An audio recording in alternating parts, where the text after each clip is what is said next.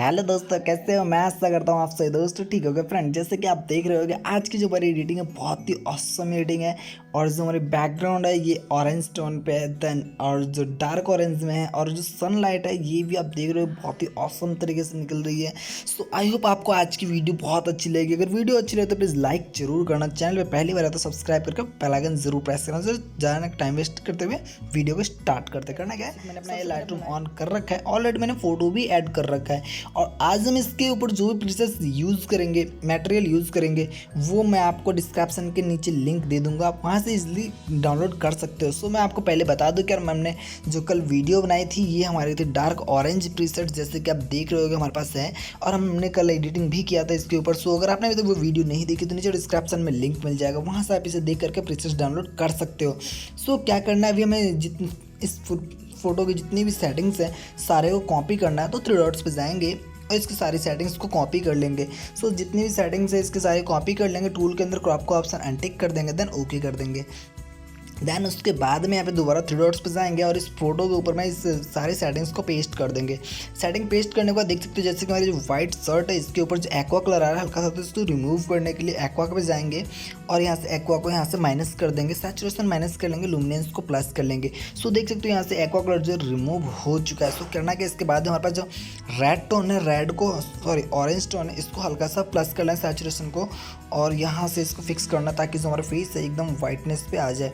तो देख सकते हो हमारा जो फेस एकदम वाइटनेस पे आ चुका है। और येलो कलर पे जाएंगे, येलो को हल्का सा और फिक्स कर लेंगे ताकि जो बैकग्राउंड है वो डार्क हो जाए ज़्यादा। तो देख सकते हो इसमें हमारी जो बैकग्राउंड है वो ऑसम तरीके से डार्क हो चुकी है।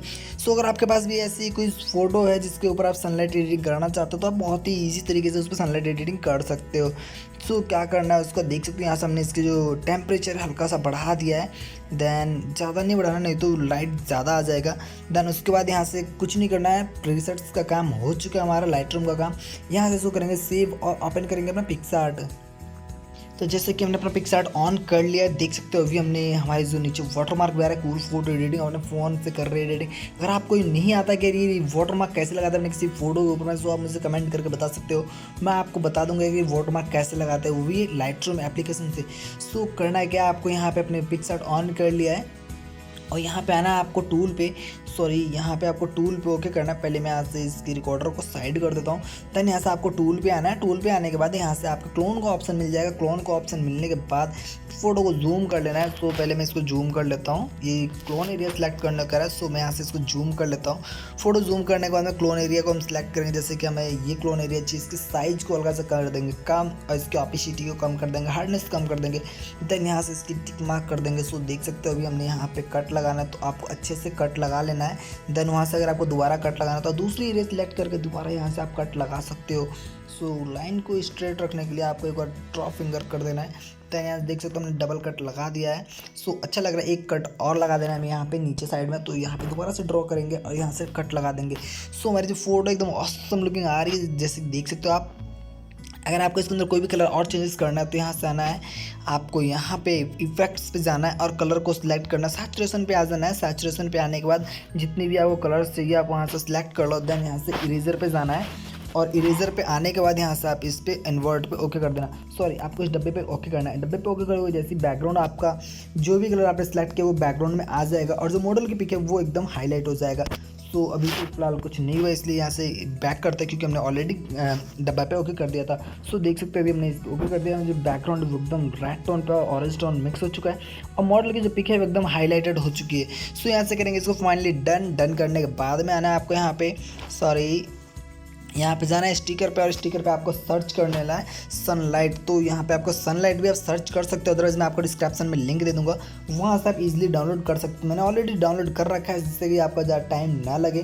सो मैं यहाँ से इसको कर दे रहा हूँ, साइज़ आपको जितना रखना उतना आप कर सकते हो। उसके बाद में यहाँ से आना है आपको ब्लेंडर पे और इसको स्क्रीन कर देना है। स्क्रीन करने के बाद में आपको दोबारा से प्लस के आइकन पे जाना है और यहाँ से दोबारा स्टिकर को चूज़ करना है। आपको तो स्टिकर नहीं चूज़ करना होगा क्योंकि अगर आपका डाउनलोड नहीं हो पा रहा है सो आप दोबारा वहाँ से कर सकते हो, अदरवाइज़ आप नीचे डिस्क्रिप्शन में लिंक मिल जाएगा, वहाँ से आप इजीली डाउनलोड कर सकते हो। सो देख सकते हो हमने इसकी लाइट्स को जो है बढ़ा दिया है और ऐसा लग रहा है कि जैसे हमारी सामने ही है ये और एकदम हमारे हैंड्स के ऊपर से जा रहा है। सो देख सकते हो बहुत ही ऑसम तरीके से हमारी जो एडिटिंग है ये सनलाइट की मस्त हो चुकी है। अगर आप चाहे तो इसके कलर भी चेंजेस कर सकते हो, इसके यू को चेंजेस कर सकते हो, अदरवाइज आप इसके एवरीथिंग चेंजेस कर सकते हो, बट मुझे नहीं करना, सो मैं यहाँ से इसको नहीं करता हूँ। ऑपेसिटी को भी कम ज़्यादा कर सकते हो, सो अपने नीड्स के अकॉर्डिंग ऑपेसिटी रख सकते हो।